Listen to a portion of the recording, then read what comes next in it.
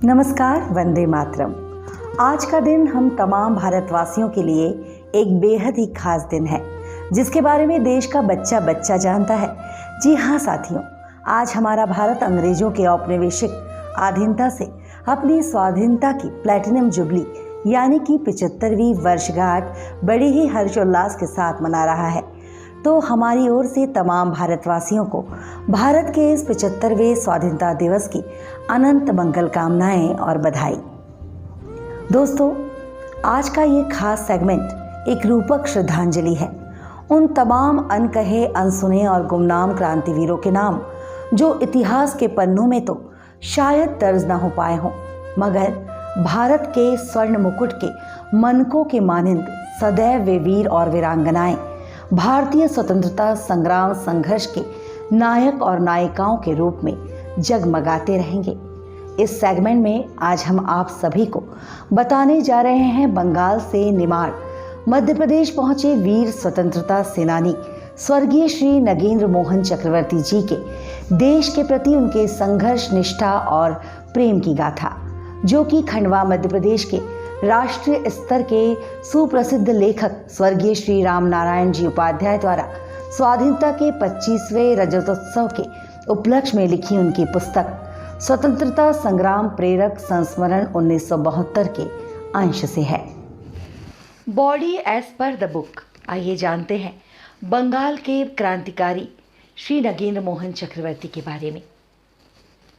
ये भी एक संयोग की बात है कि स्वतंत्रता की 25वीं रजत जयंती के उपलक्ष्य में देश के जिन चुने हुए स्वतंत्रता संग्राम सेनानियों को दिल्ली में प्रधानमंत्री द्वारा सम्मानित करने का कार्यक्रम आयोजित किया गया था, उनमें से जो 3 निमाड़ जिले में आमंत्रित किए गए थे, उनमें से एक गांधीवादी श्री रायचंद नागड़ा, दूसरे हैं लाल सेना के श्री भास्कर चौरे और तीसरे क्रांतिकारी हैं श्री नगेंद्र मोहन चक्रवर्ती अर्थात पाचू बाबू।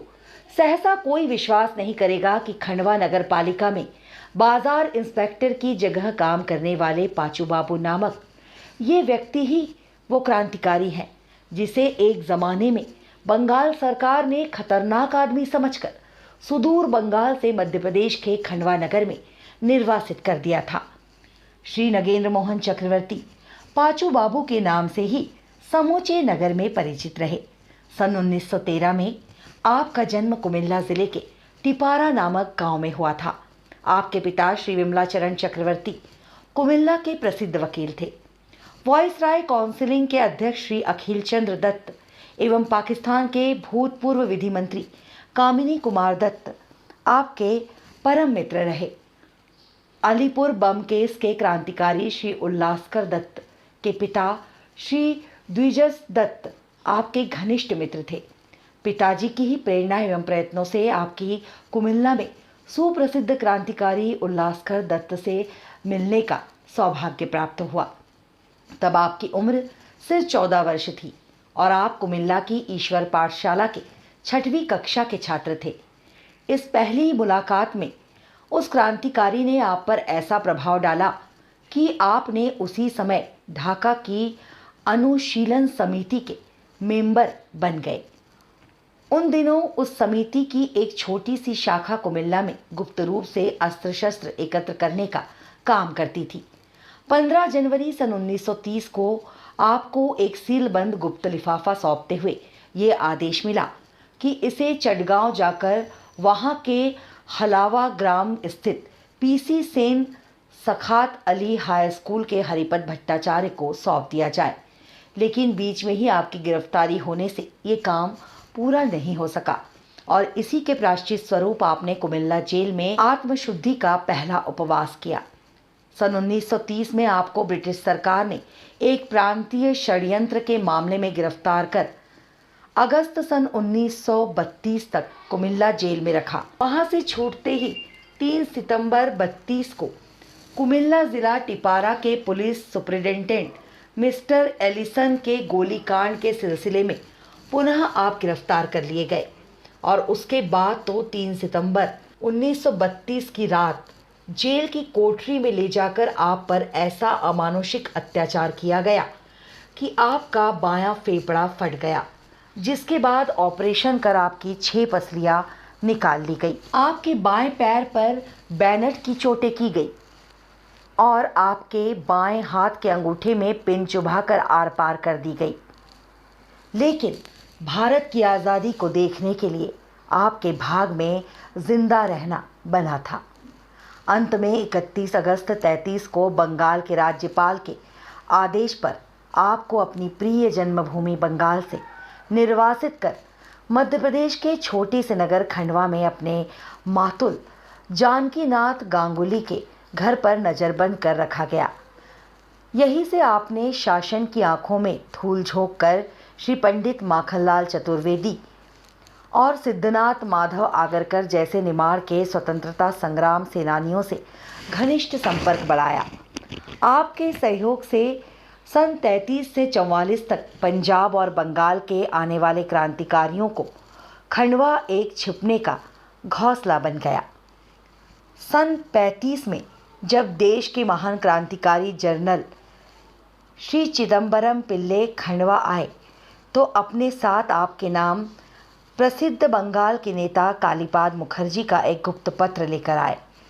उसी माध्यम से दादा दरबार की एक झोपड़ी हरिहर भवन में बाबू चिकनविस बड़ौदा वाले वकील के साथ रहने लगे। वहाँ से उक्त पत्र को स्वर्गीय प्यारेलाल गंगड़ाड़े के हाथों आपके पास पहुँचाया गया और आपने अपनी नज़रबंदी की परवाह किए बगैर श्री पिल्ले को माखनलाल जी और आगरकर से मिलवाने की व्यवस्था की। श्री विट्ठल भाई पटेल जब बियाना में बीमार थे तो श्री सुभाष चंद्र बोस उनकी सेवा सुश्रा में रहते थे।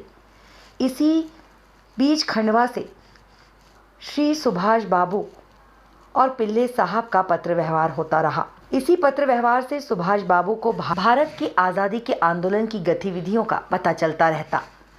साथ ही भारतवासियों को भी इस बात की जानकारी मिलती रहती कि विदेश में भारतीय आज़ादी के लिए सशस्त्र आंदोलन करने की तैयारियां कैसी चल रही हैं। ये वही आंदोलन था जो बाद में आज़ाद हिंद आंदोलन के नाम से प्रसिद्ध हुआ। इस प्रकार सन 33 से द्वितीय महायुद्ध शुरू होने तक आप निमाड़ और मध्य भारत के विभिन्न स्थानों पर पंजाब और बंगाल से आने वाले क्रांतिकारियों को छुपाकर रखने की व्यवस्था करते रहे। सन 36 में आपको माखनलाल जी की सहायता से बांसवाड़ा रियासत के क्रांतिकारियों को रखने हेतु छिपकर यात्रा करनी पड़ी। इस कार्य में बांसवाड़ा के दीवान जी नंदलाल बनर्जी के सहयोग को भुलाए नहीं भुलाया जा सकता। 11 अगस्त सन 1942 को श्री छतर सिंह दरबार, श्री अमोलक चंद, श्री प्रभाक चंद्र शर्मा और डॉक्टर बद्री नारायण महोदय के गिरफ्तार होने के पश्चात आपने म्युनिसिपल कार्यालय की ऊपरी मंजिल पर ओवरसियर की अलमारियों में कुछ शस्त्र छुपा कर रख दिए। संयोग से उसी रात को ओवरसियर श्री GR टिकलकर किसी काम से कार्यालय पहुंचे तो वे वहां अलमारियों में पिस्टल देखकर दंग रह गए। पाचू बाबू ने इस पर उनसे कहा, इन्हें मैंने रखा है, यदि आप चाहें तो मुझे इसी वक्त फांसी पर चढ़वा सकते हैं। टिकलकर बाबू ने कहा, मैं आपके देश प्रेम को, उसकी भावना को समझता हूँ, लेकिन यह ऑफिस है, आप इन्हें तुरंत ही किसी सुरक्षित स्थान पर पहुँचा दीजिए। तब आपने नगर पालिका के ही एक दूसरे मित्र श्री जगन्नाथ दवे से सहायता चाही और श्री दवे पुलिस की आंख बचाकर रात 12 बजे पिस्टल से भरी उस पेटी को अपने घर ले गए। मृत्युशैया पर पड़े अपने बीमार पिता के पलंग के नीचे उस पेटी को गाड़कर पूरे 2 दिनों तक उसे वहां छुपा कर रखा। इस तरह निमाड़ की धरती पर सुदूर बंगाल के क्रांतिकारी साथी श्री नगेंद्र मोहन चक्रवर्ती और श्री चिदम्बरम पिल्ले के द्वारा जो क्रांति का पौधा रोपा गया, उसे यहाँ की साधारण जनता और नगरपालिका कर्मचारियों ने सींच कर इस अवस्था में पहुंचाया जिसका परिणाम आज का स्वतंत्र भारत है। तो दोस्तों, वीर स्वतंत्रता सेनानी स्वर्गीय श्री नगेंद्र मोहन चक्रवर्ती जी जैसे उन तमाम भूले बिसरे क्रांतिवीरों को हम तमाम देशवासियों की ओर से भावपूर्ण श्रद्धांजलि अर्पित करते हैं। और जैसा कि उनके पौत्र श्री सागर नारायण चक्रवर्ती जी ने हमें कहा कि उनके दादाजी जैसे तमाम क्रांतिवीरों के प्रति सच्ची श्रद्धांजलि तमाम देशवासियों और खासकर युवा साथियों को देश को पुनः एक नशामुक्त, सौहार्दपूर्ण, आध्यात्मिक और वैज्ञानिक व्यवस्था बनाकर ही हम दे सकते हैं। इसी के साथ जय हिंद, जय भारत।